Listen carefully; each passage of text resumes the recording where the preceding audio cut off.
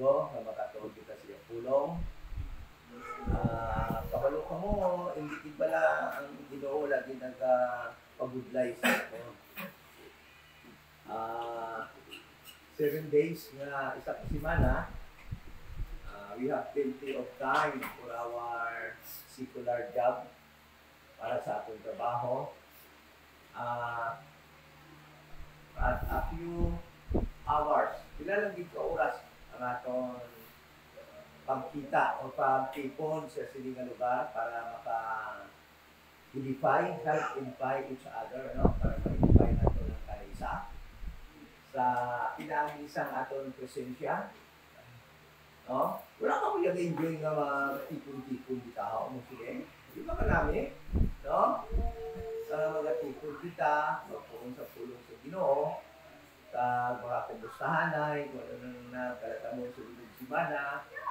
So, ang atong subunggid na sakuan sa mga simana, sa atong buluhaton, nga na-insert sa atong buluhaton secular, ang pag-preach dito sa Brad Arnold, no?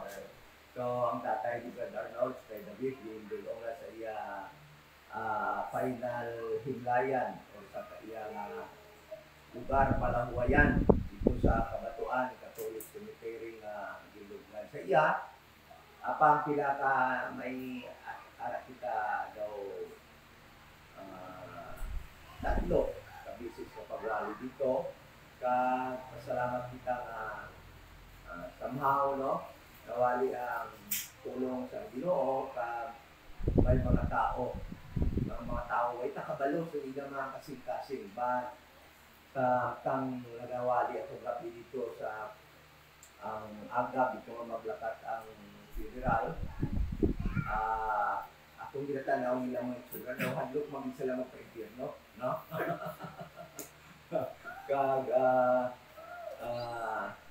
Sila na yan balo kung paano lang tuwid sila. Kaya nga ito wala is to preach to them. Tunduan sila kung paano pamagi sa Bible, how to be saved. And it is up for them, no, to believe heartily. Hindi lang na nangambak yung pananampalataya na totoo sa ginawa ni Kristo, ni Jesus Christ noon sa cross at Calvary. Okay?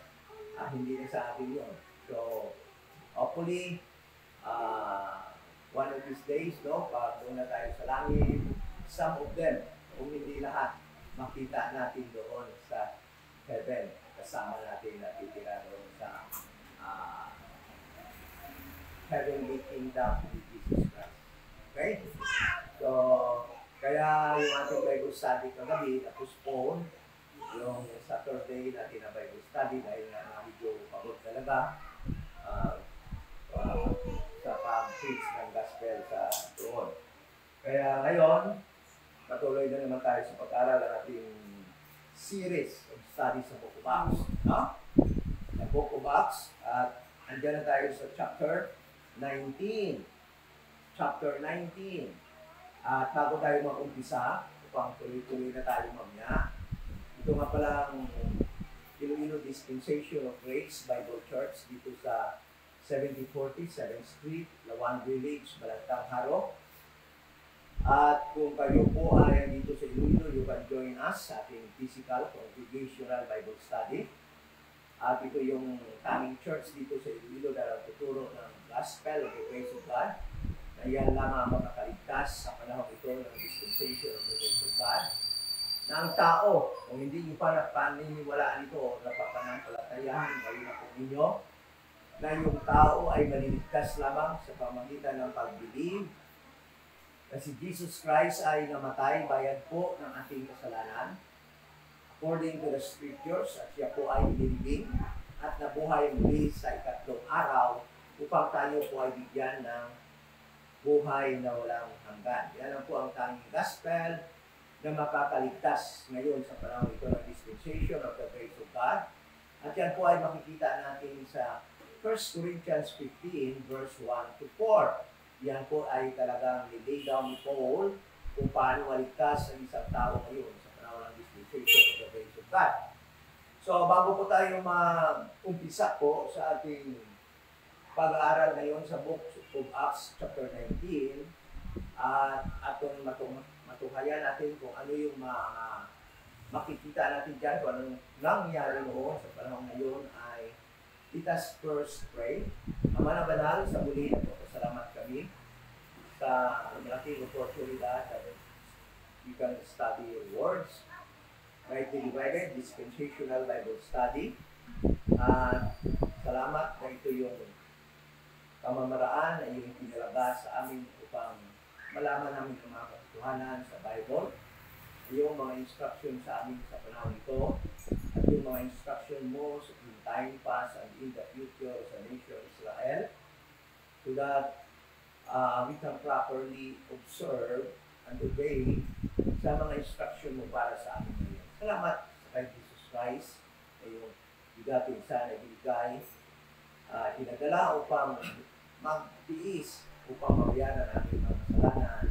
Salamat kay Apostol Paul na yung itinalaga bilang aming maging apostol sa panahon ito ng dispensation of the grace of God. Sa kanya yung nireveal ang mga instruction na yan at aming matuhayan mula sa Romans to Philemon. Salamat din sa Holy Spirit that indwells in us today upang kami po ay magkaroon ng mag-help sa amin to be enlightened sa iyong mga salita. At hindi po kami na-save upang manatili or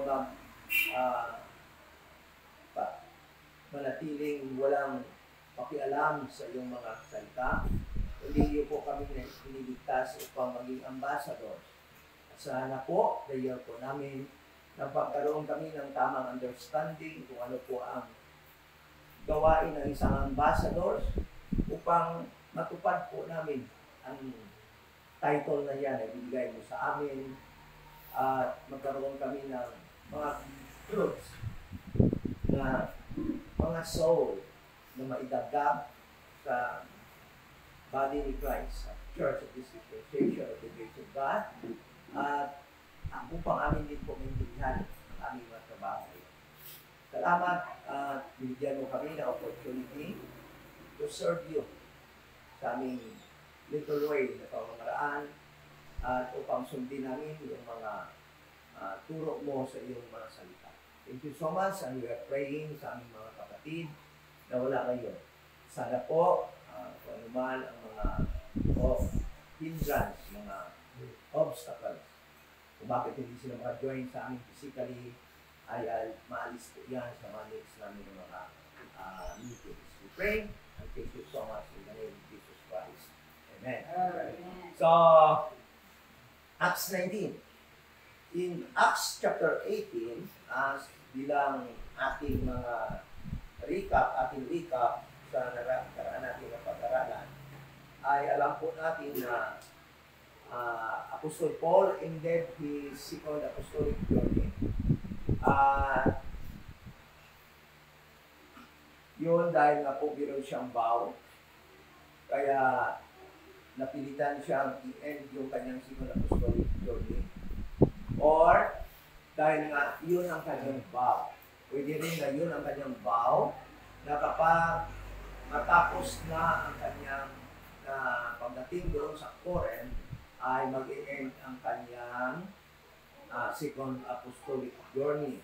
So, umuwi na siya sa Syria, but before that, dahil sa kanyang vow, ang vow na yan ay kailangan niya ma-fulfill doon sa temple sa Jerusalem. Kaya dumaan siya sa Jerusalem, then umakyat siya doon sa Jerusalem, then after that, he went down to Syria. Umuwi siya sa Syria, at sabi diyan, after spending, verse 23 of chapter 18 in the book of Acts, and after he had spent some time there in Syria, in Antioch, Syria, he departed and went over all the country of Galatia and Phrygia in order to strengthen all the disciples. Okay? So at that moment of time, Paul was already in Phrygia. Okay? So ang Phrygia po lugar na ito. Somewhere here, okay, somewhere here, ang Phrygia.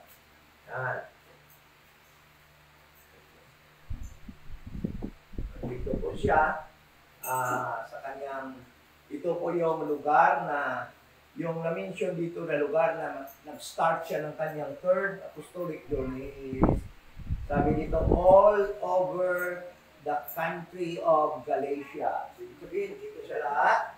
Kasama na ito, Pisidia, Antioch, Pisidia, Listre, Derbe, Phrygia, pinuntahan niya yan.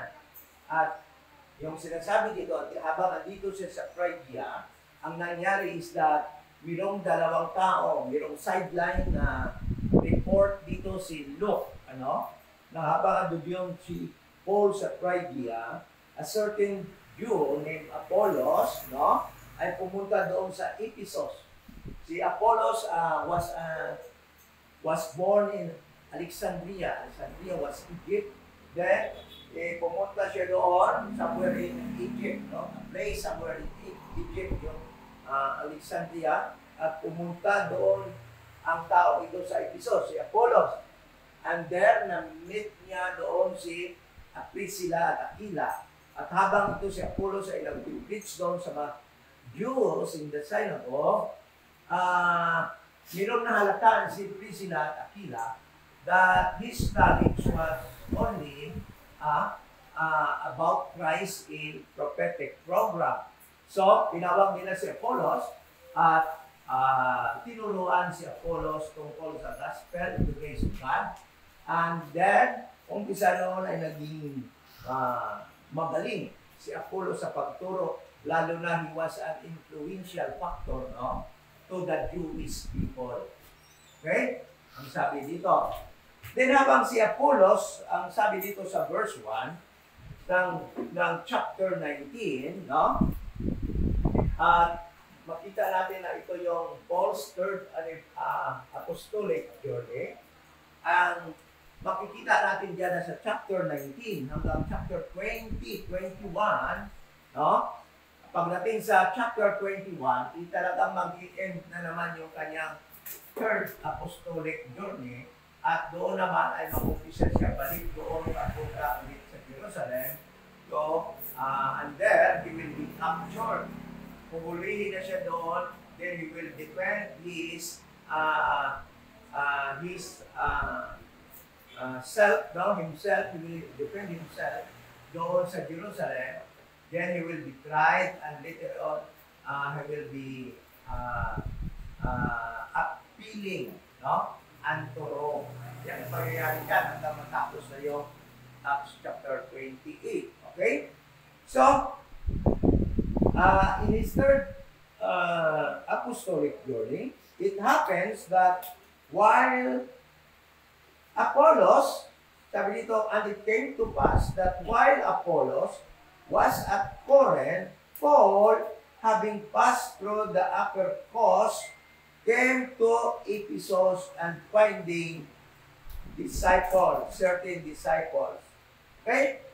So, habang andito si Paul sa Apollos, sa Ephesus, sabi dito,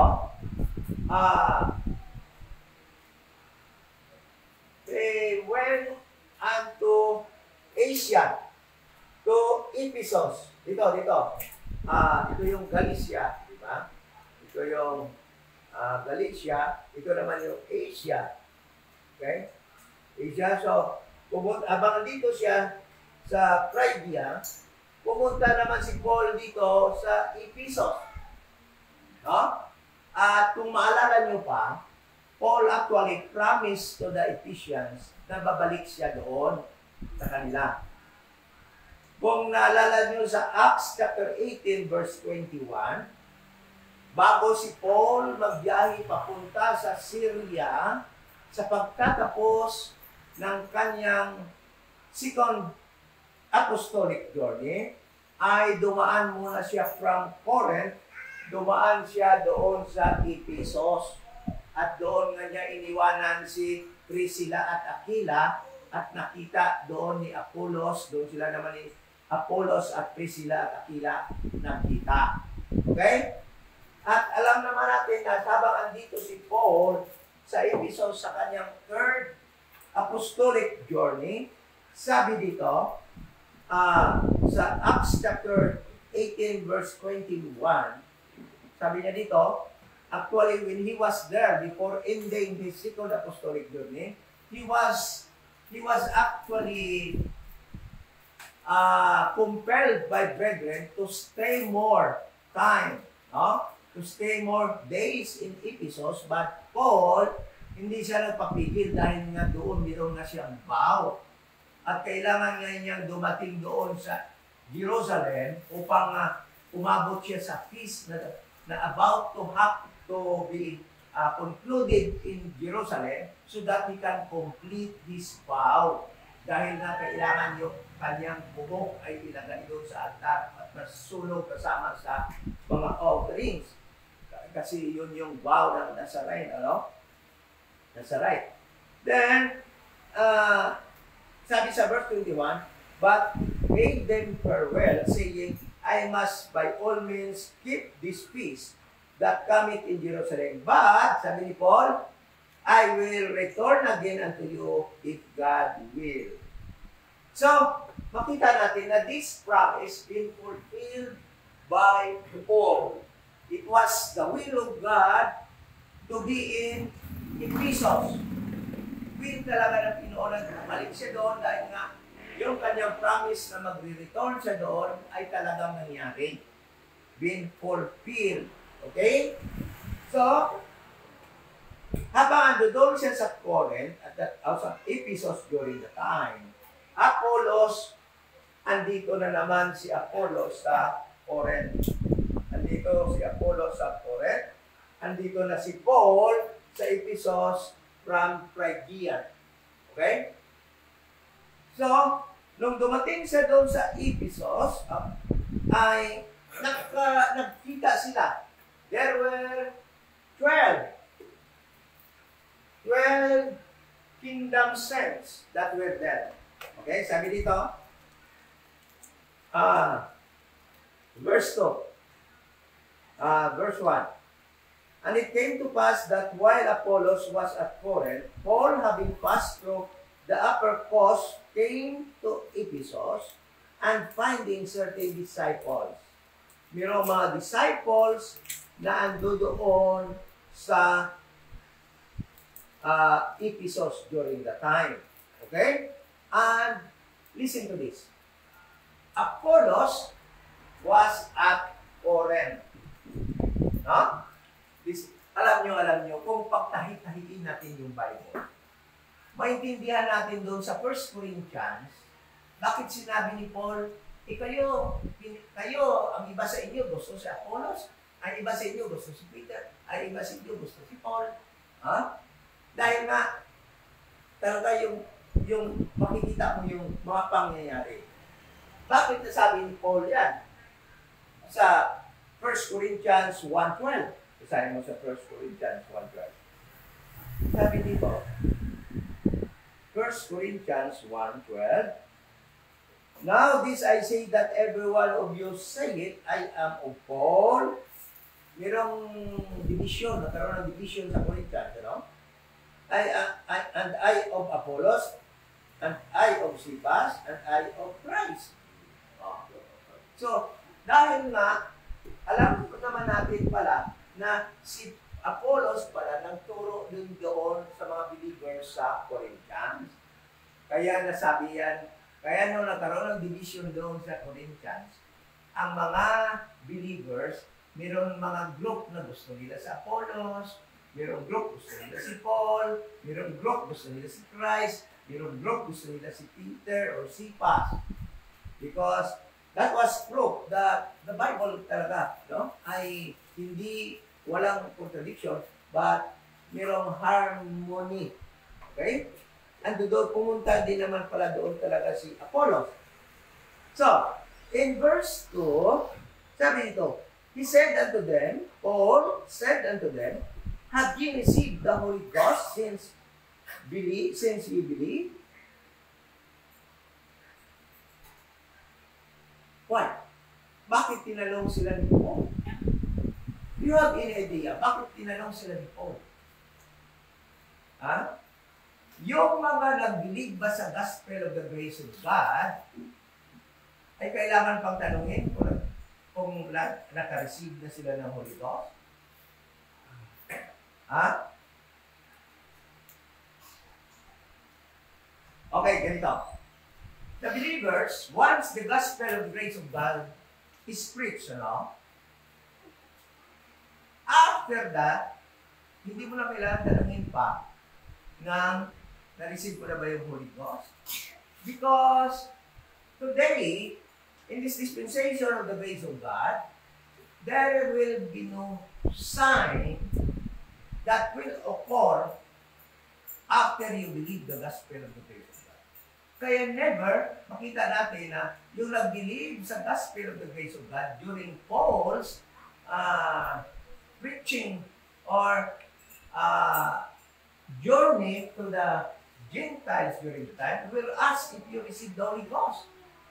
But why we can say that these disciples that Paul met in Ephesus were kingdom saints or members of the little flock. Bakit? Bakit? Dahil wala pa nga silang na-receive na Holy Ghost, or dapat kasi kailangan nila talagang mag-receive ng Holy Ghost dahil the signs will be seen unto them. Alam niyo yung mga members of the little flock noon, once they receive the Holy Ghost, what happened? Ano ba talagang nangyayari kaagad? Ha? Something will happen to them. Anong nangyari doon sa Book of Acts nung ma-receive nila yung Holy Ghost? Anong nangyari sa kanila? Ang pinaka-sign kaagad na sila ay naka-receive na ng Holy Ghost, ano matatandaan nyo? Ha? Ano, Brad? Ano yan? Sabi mo? Natumba sila. Natumba sila? Hindi, meron isa talaga. Speak in tongues. Kita niyo si Cornelius? After Cornelius received the Holy Ghost, although he was a Gentile during the time, they spoke in tongues. Ang muna ang palatandaan sa mga naka-receive ng Holy Ghost sa time pa sa prophetic program sa Israel na mag-speak in tongues sila immediately. Di ba? Doon sa Acts, pagkatapos ano nangyari doon? They speak in tongues. Peter and his group, nag-speak in tongues. Ano nangyari? Lahat ng mga audience, nakadinig sila in their own national language kung saan sila galing na lugar.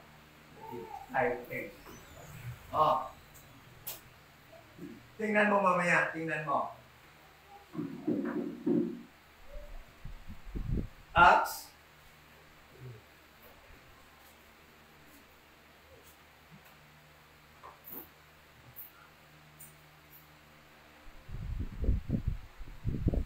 And then sabi dito, and he said unto them, have ye received the Holy Ghost since ye believe?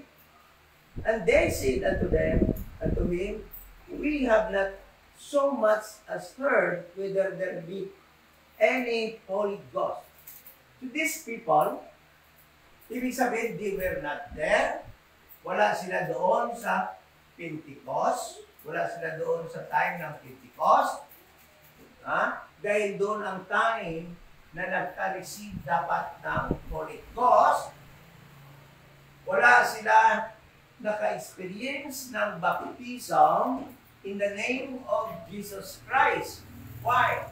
Because baptizing in the name of Jesus Christ after the day of Pentecost, yan yung pamamaraan upang maka-receive ka ng Holy Ghost. Okay? Verse 3. And he said unto them, unto what then were ye baptized? Tinanong sila ni Paul, sa anong pamamuraan pala kayo na baptized? Why? Alam niyo, yung belief that there is only one baptism during the time, no, is actually wrong. Na yung baptism lamang din dyan, ang functional during the time is wrong. Bakit pa magtatanong si Paul kung anong klaseng baptism kayo na baptize o if there is only one baptism during the time? Okay?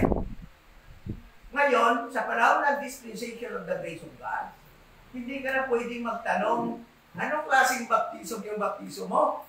Dahil in this dispensation of the grace of God, there is only but one baptism. Isa lang ang baptism sa panahon subong ng dispensation of the grace of God. Anong sabi doon sa Ephesians chapter 4, verse 5? One God. Ano ba sunod? One Lord, one faith, one baptism. And that baptism actually is no other than baptism of the Holy Spirit in 1 Corinthians chapter 12, verse 13, that the Holy Spirit, by the time you receive the gospel of the grace of God, you will be baptized or joined, no, as member of the body, the church, the body of Christ. Amo na ang baptism, subong isa lang din. That is why, kung mabangkot, may mga church na nagpa-practice ng water baptism ngayon ay they are actually a false church. Bakit? Ang totoong church ngayon hindi nagpa-practice ng water baptism. Wala nang lumlumalay sa tubig dahil nga ang baptism ngayon, sabi ng Panginoon, isa lamang, and that is baptism that will be performed by the Holy Spirit by the time you believe the gospel of the grace of God. Ngunit nung time na yun, there was a question heard by Paul to these people, to this kingdom says, mga ligtas na ito, ang mga tao ito, dahil nga nag-believe na sila that Jesus Christ was their Messiah, and they were baptized by the baptism of John. They were actually put under water, no? Through the baptism of John.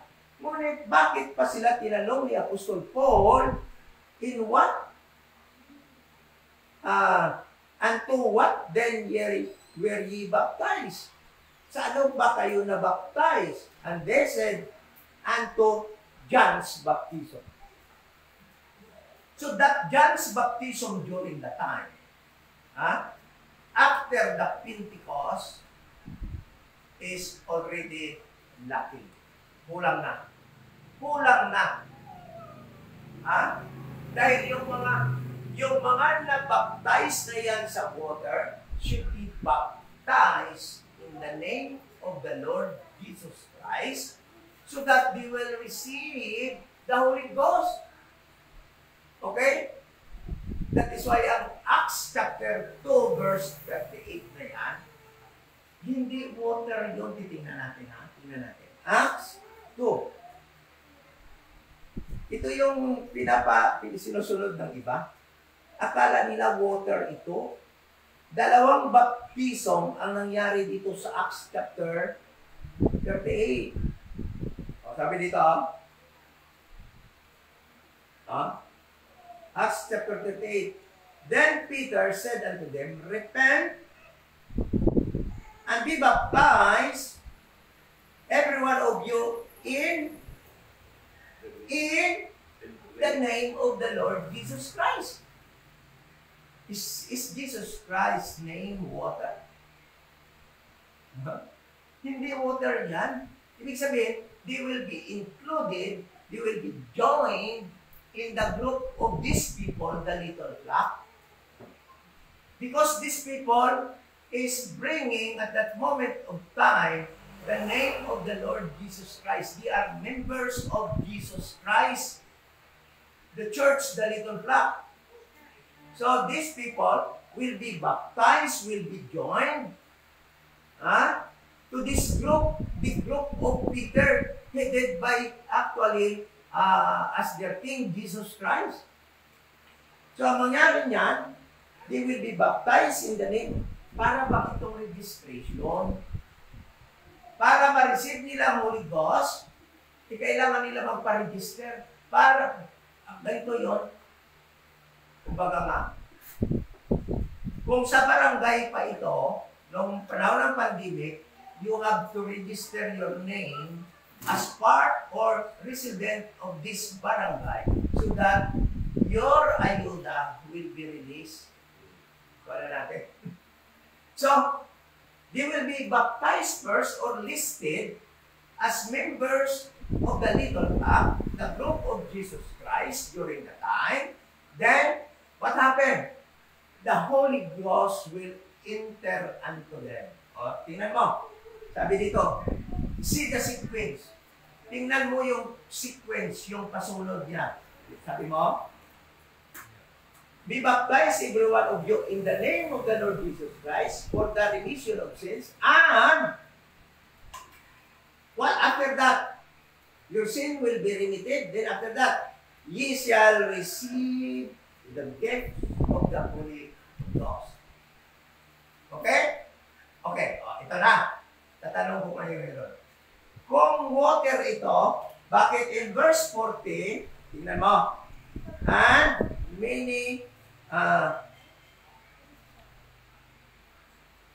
in verse 41, then they that gladly received His word were baptized, at the same time were added unto their group. Tingnan mo, dalawang baptismo ang nangyari dito sa Acts chapter 2. Baptism in the name of the Lord Jesus Christ, or join or i-add sila sa group ni Jesus Christ.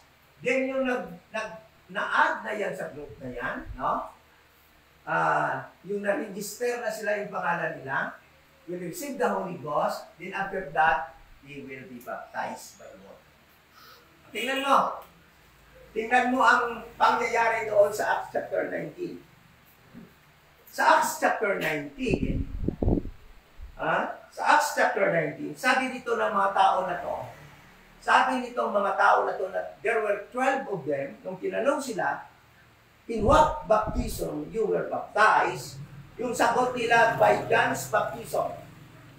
It was water. Okay? Ang baptism ni John is always water, and it is baptism of repentance. Okay? Yung sabi dito ni Paul in verse 4. Then said Paul, John verily baptized with the baptism of repentance. Okay? Matthew 3:11. Nagkamali ba si Paul? Matthew 3:11.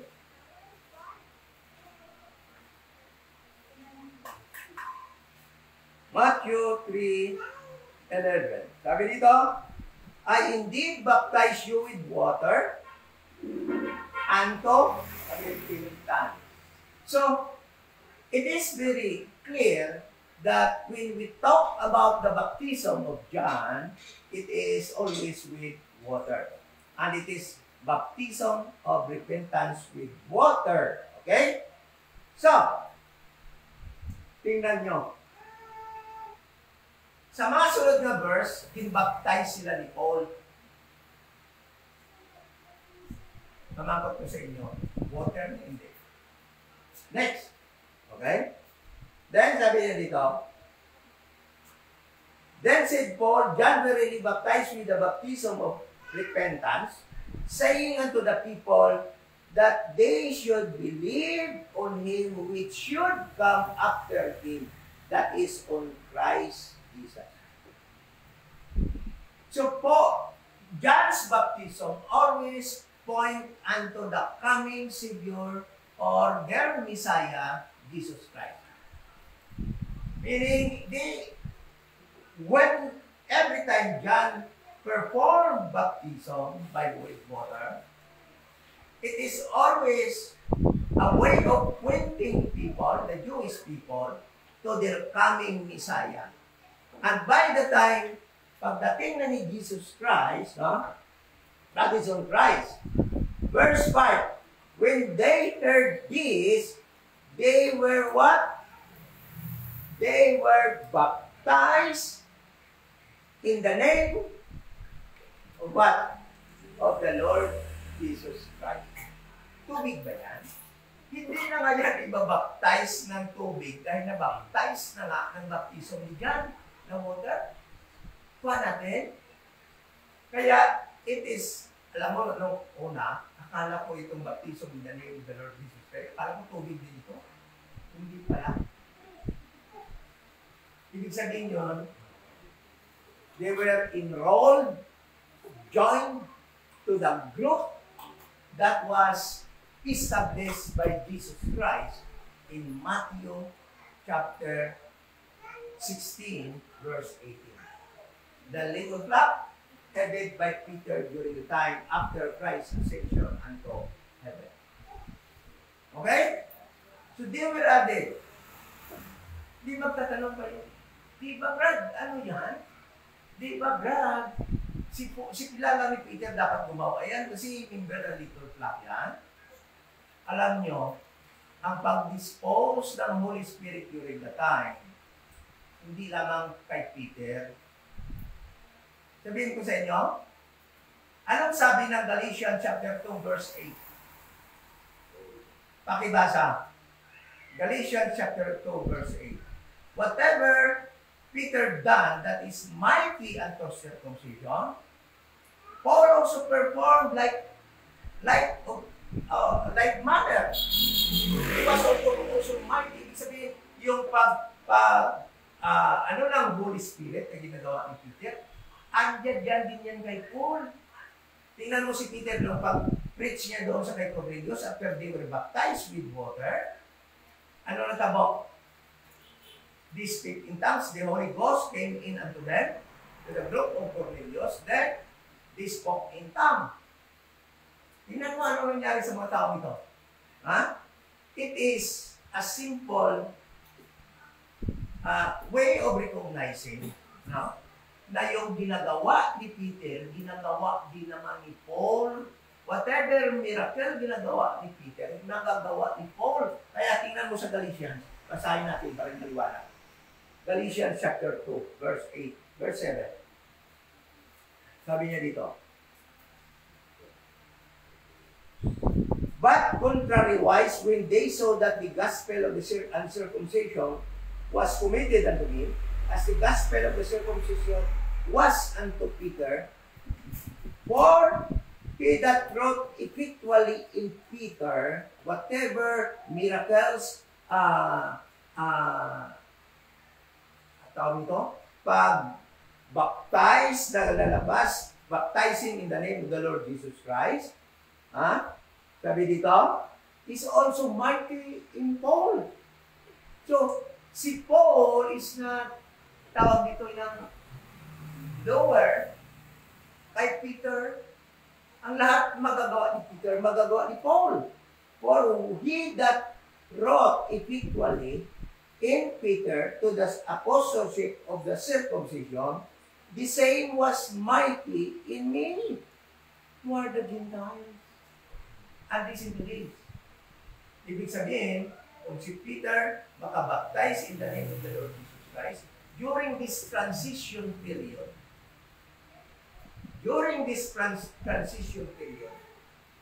Paul was also used by God for the same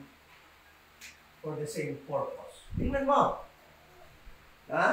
Balik tayo verse 9, chapter 19. When they heard this, they were baptized or registered, included, joined to the group of Christ ito? In the name of the Lord Jesus, and when Paul had laid his hands upon them, the Holy Ghost came on them, and they spake in tongues and prophesied.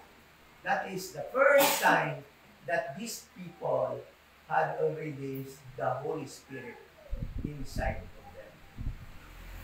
Oh, but sa atin ngayon, wala na yan. Kasi hindi na natin kailangan mag-speak in tongue. Hindi na tayo kailangan mag-speak in tongue pag mag-perform sa mga miracles. It was only during the time for the kingdom saints so that they can perform miracle, preparing them for the tribulation period dapat. But since the tribulation period was postponed, slowly, those miracles that they performed ay nag-diminish at nawala na rin. Okay? Nawala na rin yun. Nag-diminish din yun as they diminish. Okay? So, sabi dito, and when Paul had laid his hands upon them, the Holy Ghost came on them, and they spake with tongues and prophesied. And all the men were about 12. 12 sila ka mga tao. So, para hindi tayo, why we are discussing this? Bakit pinag-aralan natin yan? Upang hindi tayo malito. Why Paul performed this to the members of the kingdom saints? Ano? Apostol ba siya ng mga kingdom saints? Hindi. But since these people received not the Holy Ghost, and through him, they can receive the Holy Ghost, he was actually compelled to perform this task unto them. So, tingnan mo, anong nangyari? Itong mga tao na ito immediately received the gift of the Holy Ghost. They prophesied, they spoke in tongue. At that time, kapakipakinabang na sila sa group nila ni Peter during the time. Verse 8, and he went into the synagogue. Always. Alam naman natin that Paul, every time he visit a place, he always went into the synagogue. It was a sign of his love to his kinsmen. Okay? And actually, Paul expressed that love in Romans chapter 9. Ano sabi ni Paul sa Romans chapter 9? Romans chapter 9, sabi ni Paul,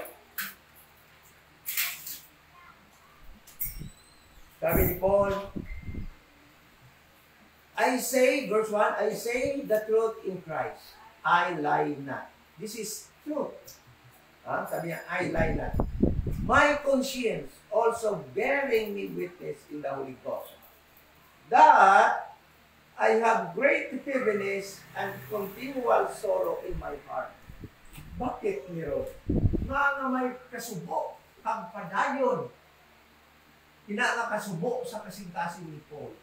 Kay ang iya nasyon, ang iya mga kultural ng mga Hudiyo na nakakumpos ang nation Israel, hindi naluwas. Because they rejected Jesus Christ. No? Their nation as a whole, hindi naligtas. And because of that, marami din ang hindi maliligtas na kanyang mga Jewish people. Verse 3, for I could wish that myself were accursed, were be separated from Christ. Sabi niya, gusto ko na lang kung pwede lang ma-separate ako kay Kristo. The word accursed means be separated, sit apart, no? Mahiwalay ako kay Christ in exchange ng kaligtasan ng aking mga kinsmen, ng aking nasyon as a whole. Yun yung pagmamahal niya talaga sa kanyang nasyon. Kaya kahit ilang beses na si Paul bubugbugin sa sinagoga, ha? Talagang papatayin na nga siya. Meron ng mga Jews na gustong pumatay sa kanya, na nag-vow pa na hindi kakain, na isit apart nila ang sarili nila, na hindi kakain habang hindi nila napapatay si Paul. Ngunit, many times sinabi ni Paul, hindi na ako pupunta sa inyo, pupunta na lang ako sa mga Gentile. Ngunit, tingnan mo, here again, Paul went into the synagogue. Ha? Dahil sa pagmamahal niya sa kanyang mga kapatid na mga Hudyo. Then sabi in verse 9, verse 8, and he went into the synagogue here in Ephesus. Punta na naman siya dito sa sinagoga sa Ephesus. Alam naman natin na hindi kasi magbubong ito. Doon nakaraan, di ba? Ha? So, pumunta na naman siya sa kanyang third apostolic journey. Pumunta na naman siya ulit as promised in Acts chapter 18 verse 21. Nababalik siya dyan. Andiyan na siya. Doon na naman siya sa sinagoga. Doon na naman siya nagtuturo. Sabi ito, and he went into the synagogue and spake boldly for the space of how many years? Of 3 months. 3 months, disputing and persuading the things concerning the kingdom of God. That is always Paul's routine. Ha? And sasabihin ko sa inyo, in all these years na kanyang pagbiyahe hanggang dumating sa third apostolic journey, Paul, sabihin mo siya, never been a burden to the people that he taught. Hindi talaga nagpabigat si Paul financially. Yun ang makita ko talaga dito sa book of Acts habang pinag-aralan ko. Alam nyo, yung pagtuturo ni Paul sa mga ganitong lugar, it is scheduled. Later on, makita natin in the next verse that he taught them, he lectured them in the school of Tyrannus. But listen to this. It is done always by Paul every time there is a break in his secular job. Paul, in his journey, continued his profession as tent maker at talagang nagtatrabaho siya to earn a money to support himself. Yan ang makikita mo talaga dito sa book of Acts, out of Acts. There are people who sent him money, like sa mga Colossians. Huh? It was good. Tinanggap niya yun. But never he forced them to support his personal needs. Never. Kaya, kung mga nagtuturo ngayon, ang ganyan. Nagpapabuhay sa mga members nila. Sabi dito, habang doon in 3 months' time, teaching the people there, na mamaya sabihin pa nga doon na nakatubigil siya doon for 2 years at nagtuturo sa school ni Tyrannus, no? That all of them that are in Asia heard the word of God. Yung mga nasa Asia, sino yun? Ephesus, Thyatira, yung mga churches dito na nag-scatter dito, yung mga tao dito in Asia that was mentioned, that was visited by Paul. Sabi dito, mamaya, heard the word of God. So, verse 9. But when divers were hardened, and believed not, but spake evil of that way before the multitude, he departed from them and separated the disciples, disputing daily in the school of one Tyrannus. Ito na. So, by the time that there in synagogue, no, while he is teaching there in the synagogue, time came. Nag-abot ang panahon na nag-iba-iba na at marami ng mga galit sa kanya Okay? So yung ginawa ni Paul, ganito ha, ganito. Kaya alam mo, hindi talaga pwede na mag-join tayo. Bakit? Kaya ito yun eh, yung tanong sa akin dati. Tinanong yung sa Rojas. Nung makita niyang nag-change talaga tayo ng pangalan, hindi na baptist. Yung tanong niya, sabi daw niya sa pastor niya, bakit talaga pinalitan niya yung pangalan niya? Dapat ganoon pa rin. So parang deception kasi yun eh. Mag-pretend ka na ganito ka, pero yung turo mo hindi na. Hindi ko kaya yun. No? So ganito si Paul. Dumating na yung panahon na the believers that believe the gospel of the grace of God is no longer in a better position kung isasagol pa rin niya, kung i-mix pa rin niya doon sa mga unbelievers sa synagoga. Okay? Kaya ang ginawa ni Paul, iwan ko hindi ko alam kung nag-rent siya doon kay Tyrannus o may mga believers na siyang bumabayad doon sa Tyrannus. Dahil yung Tyrannus is a hall of lecture or a lecture hall. Isang lugar na you can conduct a lecture or a debate or a study or a conference. That is why it is called Tyrannus School, or it is also a place where philosophers debate in Ephesus. So nangyari doon si Paul, inalis niya yung kanyang mga believers na ng gospel of the grace of God, siniperate niya doon sa mga ayaw, sa mga galit doon sa sinagoga, at dinala niya doon sa school of Tyrannus, at doon siya nagpipreach, sabi dito, daily, araw-araw, in that place. Tyrannus is actually a name of a person. No? Kagaya ng mga ibang school sa atin dito, nakapangalan sa pangalan ng mga tao, di ba? Ano pa mga pangalan niya? San Marcelino, Elementary School, colleges dyan, nakapangalan sa may-ari ng mga school. John D. Lacson, ganyan. So ito, siyang mayaman ito si Tyrannus, hindi natin alam if he is a believer or not. There was no mention of him after this verse. Hindi na natin makita, mabasa para si Tyrannus. So, it could be, ngayon ang lugar is pinapalintahan niya. Tyrannus was also pinaghinalaan din or iniisip din ng mga scholar na he could be a philosopher, a teacher, an expert of something, no? Na nagpatayo siya ng ganitong building upang doon mag-conduct ng mga lecture. Okay? Alam mo to, sa CPU may hall. O, yan, parang rosemary, rose. Di ba sa may rose? Ano na lang? CPU, yung nag-conduct ng mga rose. Ha? Rose pharmacy. Ano ba? Rose hall? Di ba may hall? Yan, parang ganun. Ha? Parang auditorium.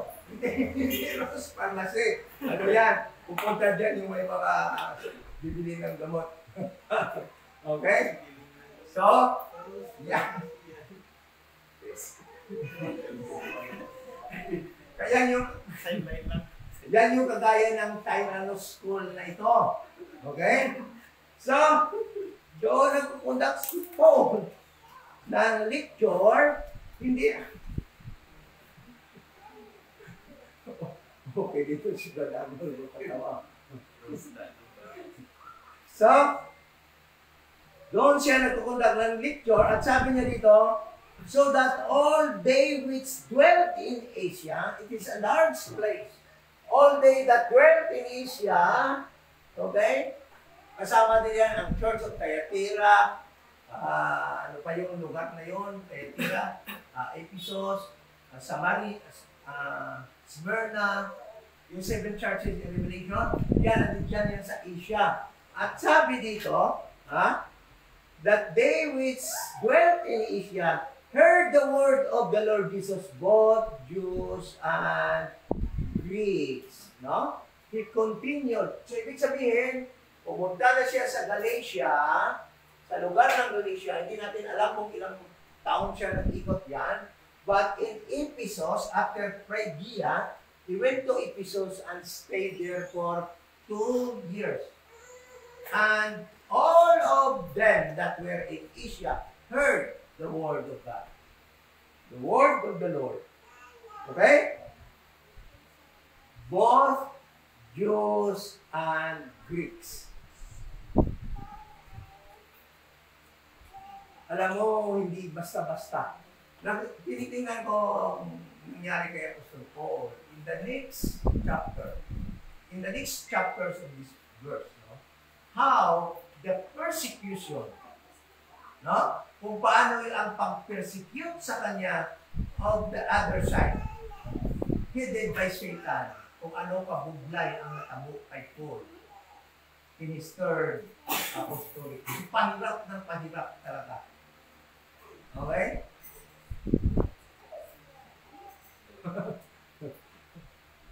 Okay? So,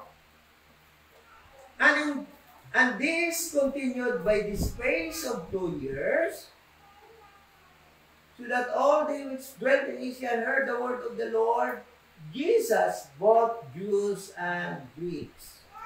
And this ministry of Apostle Paul at this moment of time were backed up by plenty of miracles.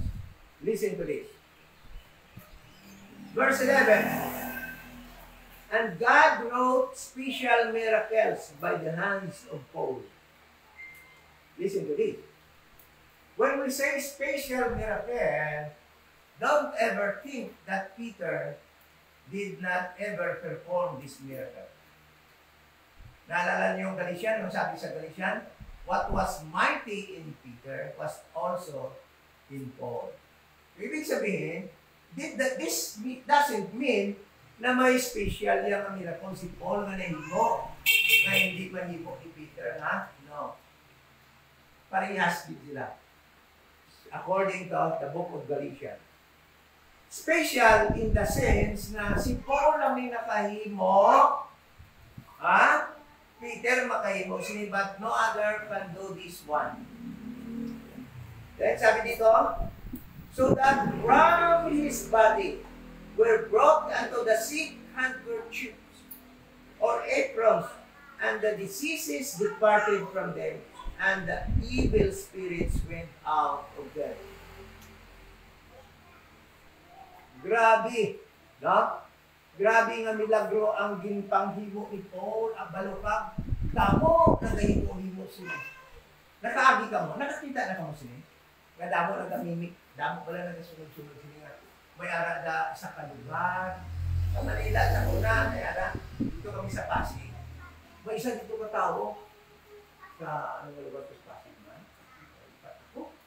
Sa, dito ko sa Pasig ko na, nag-ubra ko sa recaping. Pa-ubra kami recap sa kabuma sa mundo. So, may lugar dito nga, isa kabalay. May daw gapang bulong-bulong sa balay. Pero may head pagin sila yan. May harap pagin sila yan, tawag apostol. Kung gusto itong apostol. So, nagkarto sa ila, balong kamayo, okay, tanan, para man lang. Tapos, pagkabot niya dito, kabalo ka, ang muna, ang mga tao na mapabulong mo, no? Kung sino ko lang magpabulong, kadto ko sa iya. Ang iba na hindi kakadto ang masakiton, nadala panyo, sinatag sa iya. Tama-tama siya, maayo lang kung wala itong mga. Wow! Kaya lang na, ako kaya. They are still doing that today. False claims, no? Hindi ko tapos na. Pero kabalong matala ni David is working now. Hindi na yung gamitin siyang David. Kabalo kayo ng mga TDMA. Sa mga ikliyo, wala naman yung masinsin. Ngagap ang labot sila ng ipon din, wala naman na siya. May pa-time pa sila, ha? Oh. Odo balot ang iban pangdaya na ng iban, na opera-opera, tapos may bato ko ng kuwat. May mga sikrito na iban. Pero inang iba nga, hindi ka magkakot ng ipon. Wala ba sakit ako? Wala ba na sila anesthesia? May mga magic, may mga orasyon sila. And alam naman natin, di sa Bible, wala na yan. Eh, sino naman gumagawa niya? Satan, the devil. Listen to this. That is why makita natin di mamaya, ara din na sila. So, Paul, third apostolic journey, actually met with 12 kingdom saints. Kingdom saints, baptized them in the name of the Lord Jesus Christ. Then he preached to the synagogue, to the tyrannous hall, then performed miracles. His ministries, this moment of time, were backed up by miracles. Then sabi dito, so that from his body, verse 12, were brought unto the sea, dinala yung mga balatianon doon sa Ephesus. Ano ba again? Handkerchief, panyo. Okay? Ano ba again? Aprons.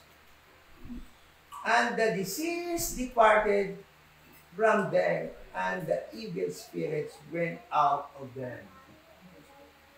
Verse 12. Acts 19, verse 12. Kita mo? Ano mga milagro yan? Yan ang ginagaya-gaya ng mga false teacher. Kagaya nila ni sino yan? Alam niyo ba na mayroong mga teachers na yun yan dito sa ating sa Pilipinas gumawa yan? Hindi niyo alam sino? Sino? Tibuloy, ginawa yan Tibuloy? Si? Apostol. Sino apostol lang? Apostol? Arion? Oo. Nasa TV lang. Si apostol. Sino na apostol nila? Ang bata ni Sister Dona. Oo.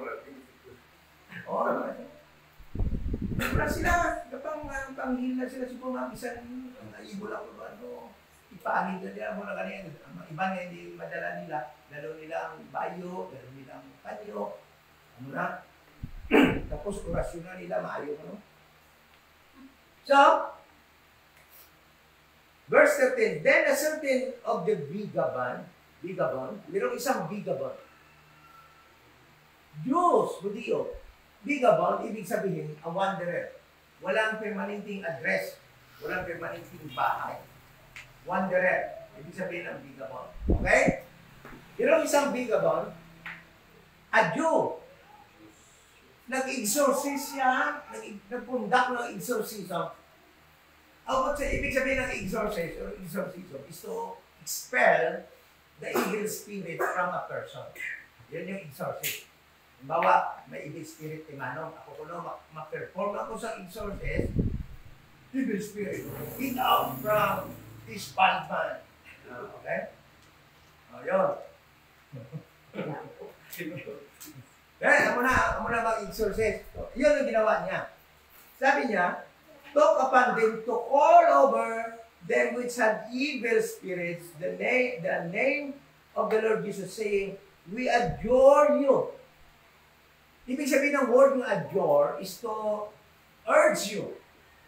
He urged the evil spirit to come out from this man. So, in-exorcist niya. Sinabihan niya mga evil spirit na arat sa mga tao, may evil spirit, I urge you, I adjure you, get out from them. Amo nang ginhimo niya. So, ang hambal dire, saying, we adjure you by Jesus whom Paul preached. Alam nyo, ang hirap dito talaga. If you don't have the authority to preach using the name of Jesus, there will be a catastrophic result.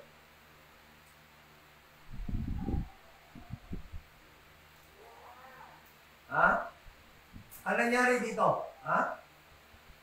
This vagabond used the name of Jesus and the name of Paul to adjure or to urge evil spirit to get out from these people.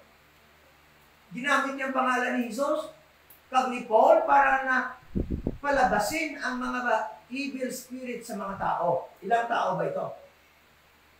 And there were 7 sons of one Sheba, a Jew, and chief of the priests which did so. Ngayon, ang masama ngayon, ito ang nangyari. Ito ang nangyari. Yung evil spirit, lumabas kayo dyan sa pangalan ni Jesus na tinuturo o pinipreach ni Paul. Verse 15.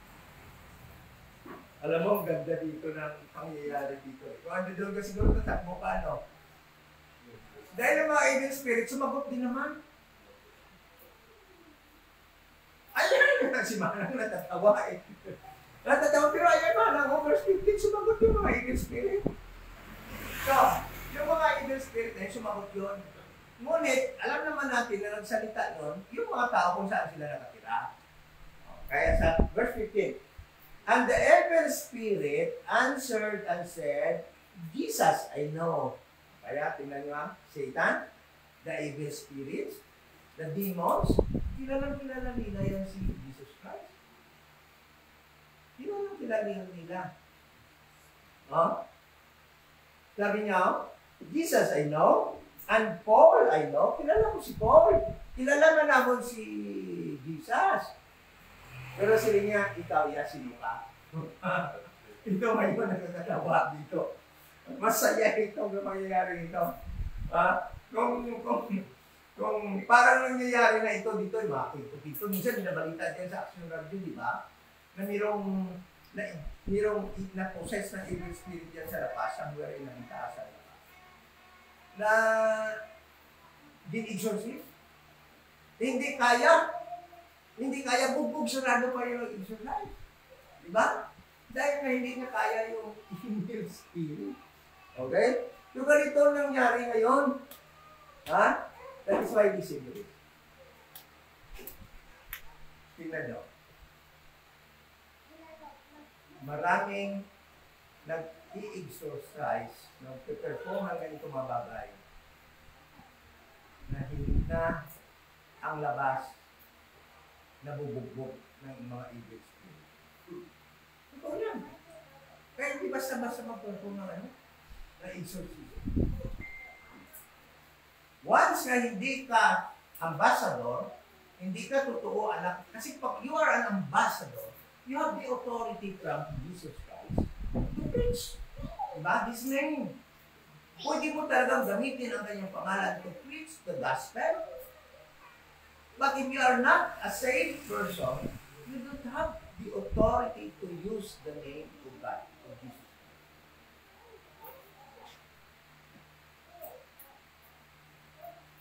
Lalo na pag, sino yung nakabasa yung librong yung libro na,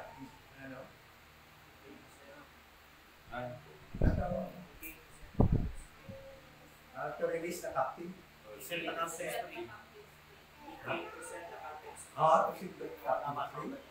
Ay, bubog sarado ka. Talaga. Hindi nyo alam yung ranking ng mga devil? May rango yun. Pagka ikaw nag-perform ng exorcism, nababa yung rango mo, baka. Bubog sarado ka. So, sabi dito, and the man in whom the evil spirit was lit on them, and overcame them, and prevailed against them, so that they fled out of that house naked and wounded. Damo sila ha? Sila 7.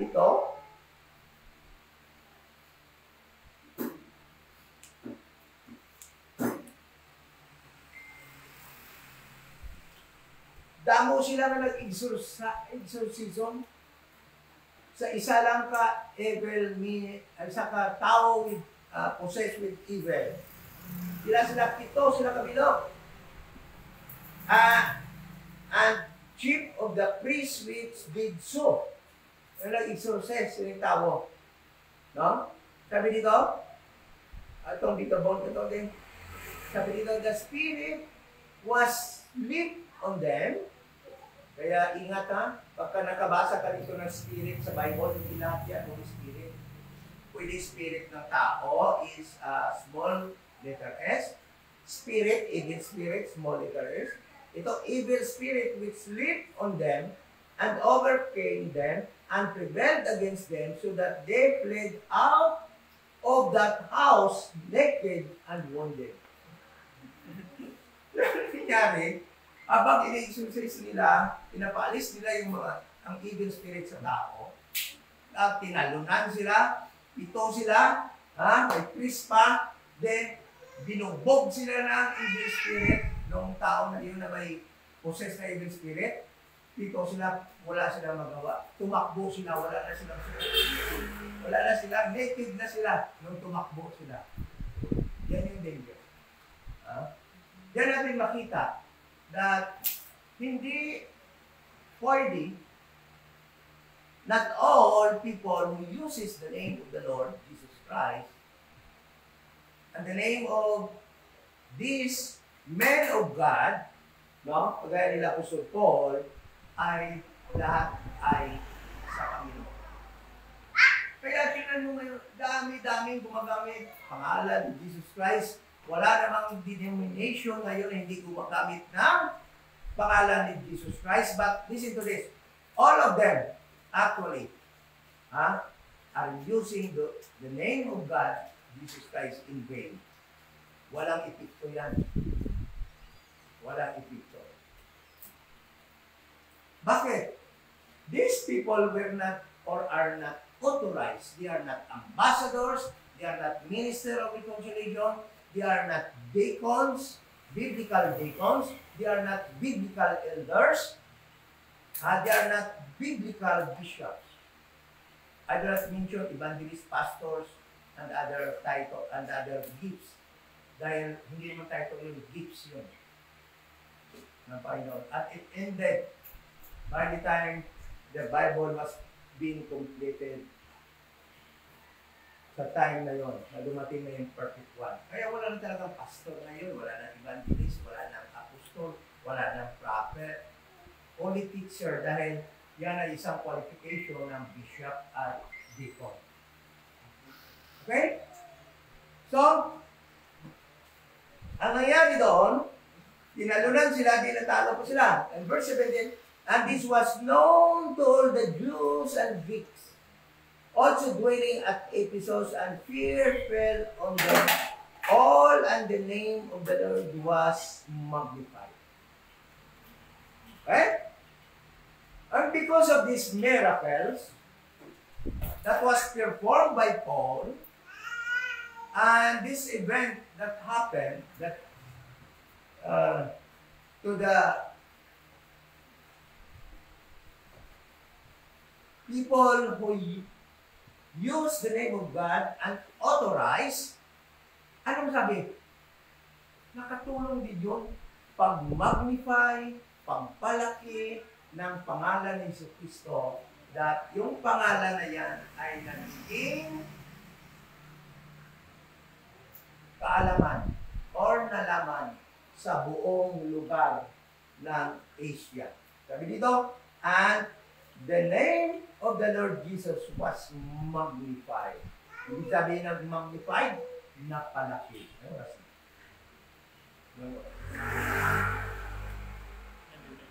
11? 35. Okay. So, sabi dito, and many that believe came and confessed and showed their deeds. Many that believed came and confessed and showed their deeds. Then, verse 19, many of them also which use furious art brought their books together and burned them before all men, and they counted the price of them and found it 50,000 pieces of silver.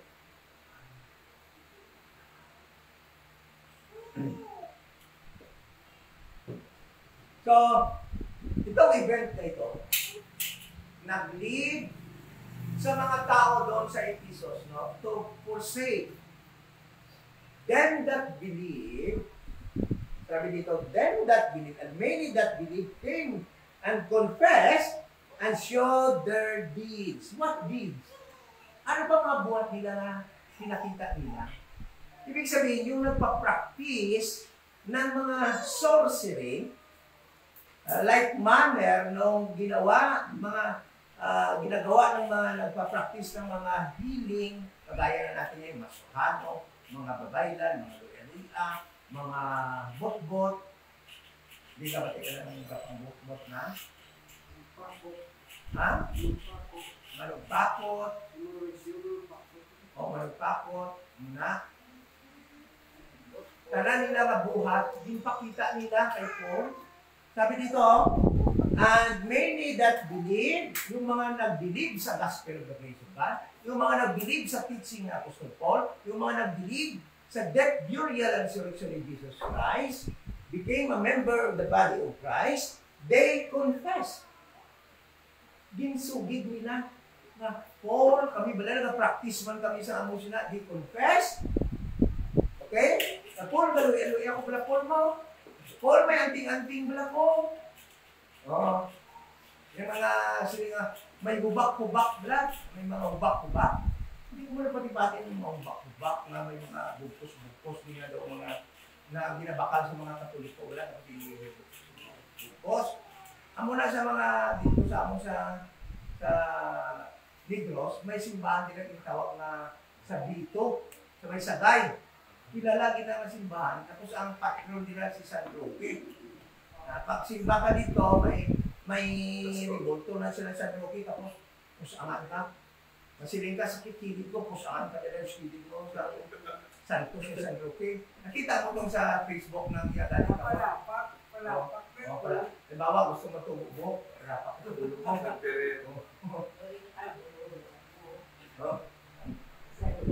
Sakit dukan mo. Balik kayo may baraka na kayo niya, palapakan, malakyak. No? Pero sila, so they confess. Yung mga babae na, alam mo, ang Catholic Church, sabi ko sila, talagang evil, connected with Spiritism. Connected din sila sa Spiritism. Kaya all of these things, almost mga Katoliko na sila. Ginagawa-bless pala nila. Sila mismo dra sa dito, sa simbahan na yan. Kabaligla silang daw mga ako na katlakuon, tapos may drawing ni Maria, no? May drawing kaya sa mga sila, may drawing sa Santo Niño, tapos mo na i-kulintas. Baklon mo na, grabe negosyo na. Abi mo, libre na, baklon mo na yan. Tapos iba na, i-bangkos hindi. Anting-anting mo na lang, no? Oo. Isang kamay pa ko sila, bilib mo kay kundi, miskila kami. Punta kami sa, ang bahay namin siguro mga 3 kilometro pa sila. Paglakad ko na yan, may tanghali. Labas daw yan ang mga pagtanghali mo. Pag-agi ko na yan, kinalas-kalas na yan mga higan-higan sila na. Bilib ko dahil, handok yun sa ako, iba ko, mga laing spirito, o talagang yoy, mga sapat-sapat na pala, mga butiki sa daan, palagi yun, kaya maagi ka mo. Sige ko, mga ibig-spirit ko, palagi yun, handok sa ako, may ibang may kulintas ko, dito sa dito. Kita mo lang. Associated with spiritism. So these deeds, ito yung mga gawa nila, they confess. Sino na-confess? Them that believe the teaching of Paul, them that believe the gospel of the grace of God, they confess and show their deeds. What deeds? Evil. These are evil deeds na kanilang kino-confess. Then, sabi dito, many of them also which use curious arts. Ano itong curious arts na ito? Many of them which use curious arts. Yan nga, mga Babylonia, mga orasyon-orasyon, mga tatay ko. Balo ka mo, Kabisan baptist na ko sa una, may ari pa ko ispitaka ko sa orasyon Latin. Latin. Daw nahadlok ko galing mag-mention. Memorize ko pala is book. Galing nahadlok ko mag-mention, kay basic kong gina-parts ko lang. Aray! Wala na kapoy ko na, pero memorize ko pa. Ihambal ko, pero Kasi po ko din. hindi, naano ko kasi na kung mag-cars kung wala bilog na siya. Pero ihambal ko para to make you believe. Alam, sipot Diyos. Mirami lobos del silo. Magami lobos del castillo. Hindi ko alam mo ano na, basta mo na nabasa ko. Tapos ko na. Hindi ka na eh. Mukha na nangahadlok na ko iba doon. Kaya basi, mabalaan ko pa many times bala na curse ko yun. But I'm just saying that to make you believe that meron akong mga alam ng mga Latin na mga orasyon. Kumbaga nga, nga, itawo ko na isang tatay nito sa mga sikrito yan na. Kaya ko na yung orasyon. Pero bisa lumapati mo sa nabala kong tatay nito sa una. Mga gamo-gamo, ang mga halimbawa sa mga kaibigan, may away, merong gulo. Ang babay ay kapiti lang na yan, orasyon galing sa Latin yan, gusto ba yung mapatawag yan ang away mo? Pero siling ko, Kaya ko, dito sa orasyon tayo, hatlong lang sa mo kay dako kang tao. Pulis ka pa. Kauna. Pero ang mga siya, basta may mga away-away, gusto niya na angkis na siya magtambak-tambak. Binti ng tambak niya sa tambal na pinitihan. Mga Latin na orasyon niya kung na para magkalma ko. No? So, amo rin natapos sila, at this moment of time, these people, also which use curious arts, brought their books. May mga libro na sila, mga orasyon nila, may mga libro na mga tigulangan, labanan ginaya Latin. Brought their books together and burned them before all men, and they counted the price of them and found it 50,000 pieces of silver. A lot of money at this moment of time. Yung mga presyo, mga bili ng kanilang mga sinulog na mga libro ng kanilang mga orasyon, yung kanilang mga curious arts na yan. At na-notice nyo, lahat halos ng may mga yung mga nagagamot-gamot na mga albularyo, mayroon sila altar-altar, mayroon mga libro dyan, yan yun. Yan yung ibig sabihin. Pati na yung mga luya-luya. Pero, ay, nako, yung luya-luya na yan talaga. May experience ako, tutuutan na yan. Talagang napapalis nila yung evil spirit.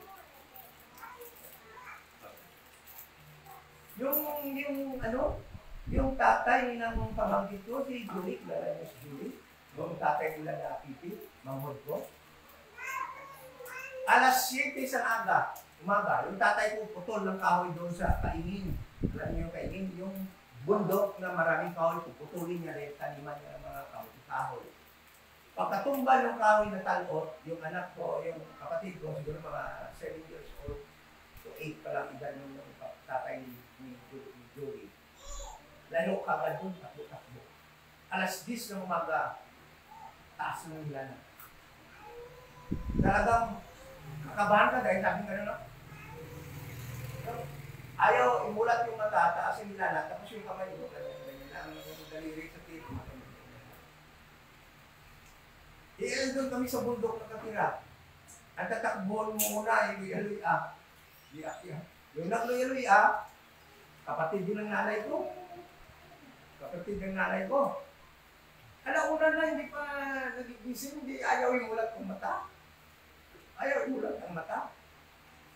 Yung nangyari ngayon, tinawag ko kapatid ng nanay ko, siya yung nagluya-luya. Sabi niya, Ouch! Hihikab kasi sila. Ewan ko bakit sila naghihikab ka agad. Hihikab yan sila maraming beses. Pagkatapos yan, anuhan ka naman dito sa ulo. Rasyon na naman dito sa ulo. Pagkamaya, hihikab na naman. Eh, doon kayo na, sabihin na sa'yo, alam na nila ka. Sabi niya, meron siyang na, meron na sa basaan, sa takbo-takbo niya doon, meron siya sa basaan naman sa mga spirito. Wala pa galing video aura mo? Wala ang hilana. Wala pang kalating oras, wala yung hilana, yung fever. Tapos, tumayo, umupo, sabi, ano, ibig sabihin lang, kakain mo siya. Oo. Ay, problema ngayon, walang ulam. Wala kaming ulam. Kaya doon sa bundok, okay naman walang ulam, kahit asin lang. Eh, gumaling galing sa sakit, pasalamat ka. Anong mangyayari? Sakay agad ako sa kabayo. Yeah, tigil. parang si Clint Eastwood. Kabayo yung sasakyan para mabilis. Sakay kong kabayo. Punta doon sa kabilang baryo, pakalayo. Alam mo ko lang bibilihin? Special na sobrang special na yan sa amin noon. Isdang na sa loob ng lata. Ligo. Sardinas. Special na yan. Pagka nagkasakit, special na yan doon sa amin. So, kaya agad, gumaling agad. Kaya, alam mo, totoo talaga yung mga angels in it. Nasa Bible talaga. Kahit sa tayong Paul na ito. The only thing, hindi ka na, at kaya yun na yung pangyayari, bakit si Paul maraming kalaban eh. They were influenced by Egypt. Then sabi dito, verse 20, so mightily grow the word of God and prevail. At this moment of time, nobody can touch Paul. And the word of God grow mightily here in this place. Grow mightily that, sabi dito, nobody grow the word of God and prevail. Tinan mo, no? And actually, this is the third apostolic journey of Paul. Yan yung pangyayari na nangyari kay Paul doon sa kanya sa Ephesus. Yung kanyang pagbalik doon sa Ephesus. Then, we will continue this study sa verse 21 hanggang next matapos natin sa verse 41 next week. Malapit na tayo. Malapit na natin ma-conclude ang study natin sa book of Acts. Then, after 21, makita na natin yung kanyang pag-appear doon sa Jerusalem, defending himself against his accuser, against his Jewish accuser. Talagang dumating ang panahon na kailangan ni Paul idipinsa ang kanyang sarili, no? Alam mo, bago siya pumunta doon sa Jerusalem, there was a prophet named Agabus. Nagaling sa Jerusalem, pumunta doon sa Caesarea. Sinabihan sa alas, huwag ka lang pumunta sa Jerusalem. But Paul, as a Jew, no, talagang pumunta doon sa Jerusalem and showed himself, then doon siya hinuli. At later on, nagdipinsa siya sa Rome at doon na siya namatay sa Rome. So, thank you so much at this moment of time. Titigil muna tayo dito, wala na tayong time. Sana po ay nakita natin at napag-aralan natin what really happened during this time sa kanyang third missionary or apostolic journey na when he was there at Ephesus. No? Kasi wala na record kung ano nangyari dito sa Derbe, dito sa Lystra, but sabi lang diyan na he went unto the nation of Galatia. Then after that, what transpired in Ephesus, that was recorded in chapter 19. Okay? So, any question?